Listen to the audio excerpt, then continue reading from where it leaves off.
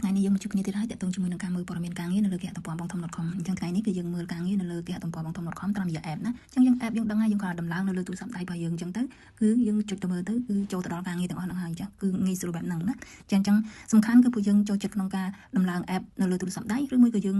ចូលចិត្តចូលតាម web browser ក្នុងការវាយទេណាអញ្ចឹងពេលដែលយើងចូលទៅភ្លាមគឺយើងឃើញការងារទាំងអស់ហ្នឹងហើយអញ្ចឹងនៅក្នុងនេះគឺសុទ្ធតែជាឈ្មោះក្រុមហ៊ុនដែលគាត់កំពុងតែចុះផ្សាយការងារនៅលើគេហទំព័របងធំ .com ហើយនៅក្នុងគាត់មានប្រមាណមុខតំណែងដែលកំពុងតែចុះផ្សាយគឺវាបង្ហាញដូចជានេះគឺមាន10មុខតំណែងណានៅខាងភ្នំពេញ International Delicious Co Ltd ចាអញ្ចឹងគាត់មាន4មុខ10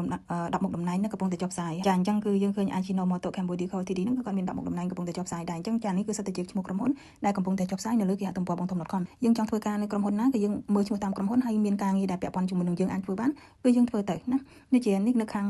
Real Estate ចានៅខាង Knight Frank Cambodia PTE Ltd ហ្នឹងគឺគាត់កំពុងតែមាន5មុខតំណែងសម្រាប់ពួកយើងដែលចង់ធ្វើការខាងផ្នែក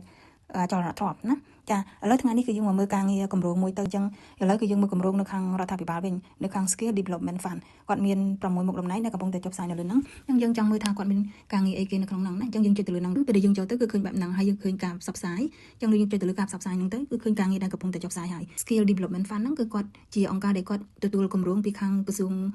ងសេដ្ឋកិច្ចនិងហិរញ្ញវត្ថុណាអញ្ចឹងយើងឃើញគេដាក់ logo ចូលគ្នាហ្នឹងគឺមានន័យថាគេធ្វើគម្រោងអីមួយដែលសហការជាមួយគ្នាហើយនៅក្នុងនេះគឺគាត់កំពុងតែមានមុខតំណែងដែលកំពុងតែចុះផ្សាយហ្នឹងគឺយើងឃើញនៅខាងលើនេះគឺយើងឃើញគេត្រូវការ ICT Manager Admin and Finance Manager and Monitoring and Evaluation Manager ហើយ Public Relationship Manager ចាអញ្ចឹងនេះគឺដឹងប្រមាណមុខតំណែងយើងរាប់ទៅណាហើយនេះគឺបន្ទាប់មកគឺគេមាន Consulting Firm Capacity Building for Employer and Industry Association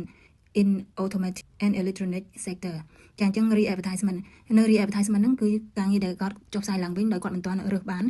ត្រូវនឹងតម្រូវការមុខតំណែងណាចាអញ្ចឹងគេផ្សាយឡើងវិញ ICT Business Analysis Specialist ចាអញ្ចឹងនេះគឺជាមុខតំណែងដែលខាងគម្រោងជាមួយនឹងអង្គការនិងរដ្ឋាភិបាលគាត់ធ្វើគម្រោងហ្នឹងគឺគាត់កំពុងតែត្រូវការមុខតំណែងទាំងអស់ហ្នឹងនៅទីនេះគឺគាត់កំពុងតែត្រូវការក្រុម consulting ហ្នឹងគឺចាត្រូវការក្រុមហ៊ុនគាត់ធ្វើការពាក់ព័ន្ធជាមួយនឹងរថយន្តហើយនឹង electronic ចាដូច្នេះឥឡូវគឺគាត់រកអត់បានទេគឺគាត់ដាក់ផ្សាយឡើងវិញយើងមានន័យថាគាត់ផ្សាយរួចម្ដងហើយគាត់រកអត់បានគឺគាត់ដាក់ផ្សាយឡើងវិញដូច្នេះបញ្ជាក់ថានៅខាងស្រុកយើងគឺអត់ទាន់មានជំនាញគ្រប់គ្រាន់តាក់ទងជាមួយនឹងចំណេះដឹងខាងផ្នែករថយន្តហើយនឹង electronic ទេអញ្ចឹងយើងមានឱកាសច្រើនក្នុងការសិក្សាដើម្បីទទួលបានជំនាញទាំងអស់នេះសម្រាប់ពួកយើងដែលគាត់បកកាយខាងផ្នែកជំនាញហ្នឹងគឺគាត់ត្រូវឲ្យរៀនឲ្យច្បាស់លាស់ទទួលបានជំនាញការងារខ្ពស់ៗបែបហ្នឹងណាចាអញ្ចឹងនៅក្នុងនេះគឺយើងមិនមែនទៅស្រុកគេមិនមានការងារធ្វើតាមត្រូវទេបើយើងមើលការងារឲ្យច្បាស់លាស់នៅស្រុកយើងគឺមានច្រើនណាស់ណាដែលកំពុងតែត្រូវការពួកយើងដែលមានជំនាញទាំងអស់ហ្នឹងមកធ្វើការណាចាដូច្នេះគឺយើងមើលតម្រូវការការងារទាំងអស់គ្នាទៅគឺយើងឃើញហើយណាតាក់ទងជាមួយនឹងគម្រោងគឺគេដាក់ព័ត៌មានទាំងអស់នេះឲ្យយើងបានអានហើយសំខាន់គឺយើងអានឲ្យយល់មុនពេលដែលយើងធ្វើការដាក់ពាក្យទៅកាន់គម្រោងក៏ដេញថ្លៃទៅកាន់គម្រោងទាំងអស់ហ្នឹងដូច្នេះគឺយើងមើលតម្រូវការតាក់ទងដែលគេដាក់នៅទាំងអស់នេះទៅគឺយើងឃើញហើយណាហើយការដែលយើងរៀបគម្រោងចេញមកដើម្បីក្នុងការដាក់ទៅលើ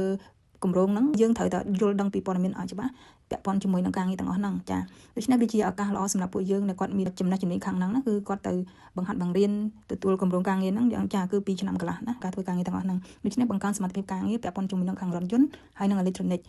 ចានៅក្នុងនេះគឺល្អសម្រាប់ក្រុមហ៊ុនដែលគាត់មានចំណេះជំនាញពាក់ព័ន្ធជាមួយនឹងរថយន្តហើយនឹង electronic ណាចាអញ្ចឹងគឺត្រូវតែម្ដងនៅពេលដែលគាត់ចាប់អារម្មណ៍ក្នុងការដាក់ពាក្យគឺគាត់មើលទៅលើតម្រូវការទាំងអស់ហ្នឹងហើយគាត់ចុចទៅលើឯកសារដែលគេភ្ជាប់នៅលើនេះដើម្បីមើលព័ត៌មានលម្អិតបន្ថែមទៀតក្នុងការតំណែងសួរព័ត៌មានបន្ថែមគឺគាត់ចុចទៅលើតំណែងហ្នឹងទៅគឺគាត់ឃើញលេខទូរស័ព្ទហើយនឹងអ្នកដែលគាត់ទទួលគម្រោងនៅពេលដាក់ពាក្យគឺត្រូវតែភ្ជាប់ជាមួយនឹង email ទាំង3ហ្នឹងទៅចាដែលនេះគឺជាអ្វីដែលគាត់ត្រូវធ្វើគឺយើងត្រូវតែដឹងឲ្យច្បាស់យល់ឲ្យច្បាស់អំពីព័ត៌មាននៃការដាក់ពាក្យហើយនឹងតម្រូវការហ្នឹងអញ្ចឹងទើបយើងរៀបចំទៅយើងរៀបចំប្រវត្តិរូបសង្ខេបដាក់ទៅគឺត្រូវហើយនឹងឲ្យច្បាស់លាស់នៅក្នុងមុខតំណែងមួយដូច្នេះថ្ងៃនេះគឺយើងមានប៉ុណ្ណឹងសូមជូនពរពួកយើងមានសំណាងល្អជោគជ័យទាំងអស់គ្នា